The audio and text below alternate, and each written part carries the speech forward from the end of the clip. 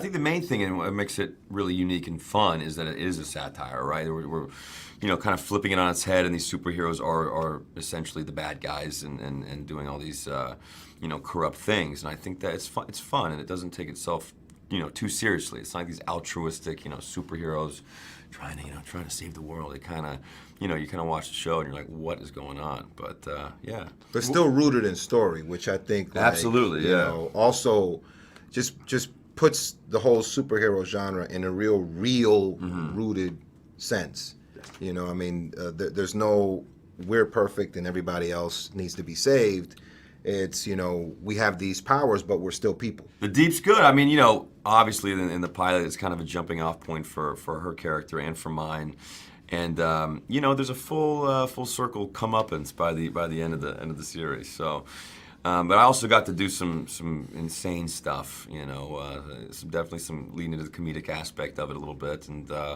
You know, they let me improv. They kind of let me own it and go crazy with it. So that was a lot of fun for me. It was different for me. How'd you like wearing that suit, man? Oh man, it was good and bad. You know, I mean, good in the sense you know what you're showing up for every day. You don't have to change clothes. But mine was probably the least problematic of all the suits. So I can't complain. You know, it's sleeveless, got a little aired out, but it's wearing a wetsuit all day. So you know, you're stuck in that thing. Why do you think the genre's so ripe for a stand-up right now?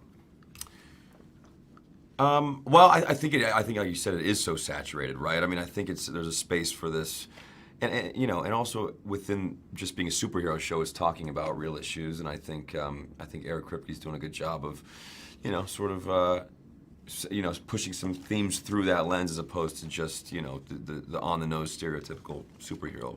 Yeah, not to mention genre. the show was written 14 years ago. But a lot of the themes that he was talking about 14 years ago, which back then seemed completely implausible and just far out there, are what we're actually seeing today. Do you think that, like, in our real world, like, in a sense, celebs are the real super? I mean, there's definitely, you know, the theme of celebrity worship. Yeah. You know, cult worship following, you know, these popular people, right? You know, whether it be politics, you know, or celebrity, or the combination of both. Mm-hmm. Which you must have such a funny perspective on that, given that when Gossip Girl came out, you guys all became instant celebrities in such a profound way. I mean, right though? It was a wild ride. Yeah, no, it was interesting. You know, yeah, I wasn't really prepared for it, but it was also before like the iPhone had just come out when we first started. How funny is that? You know, but so camera phones kind of started, but you know, there was no Instagram and Twitter, so. You know, we probably got away with a little more than you would today, but you know. 10 years ago today, you woke up, you were rooming with Ed Westbrook in New York City. That must have been. You're right, man. You're right. Yeah, and the premiere was at a theater down the street from where we lived on 23rd, so it was pretty wild, man. I have a lot of good nostalgic memories from being in the city and in that show. I'll bet. And the last question: there is a lot of talk about the reboot. Does that excite you, or do you think it should just be left alone?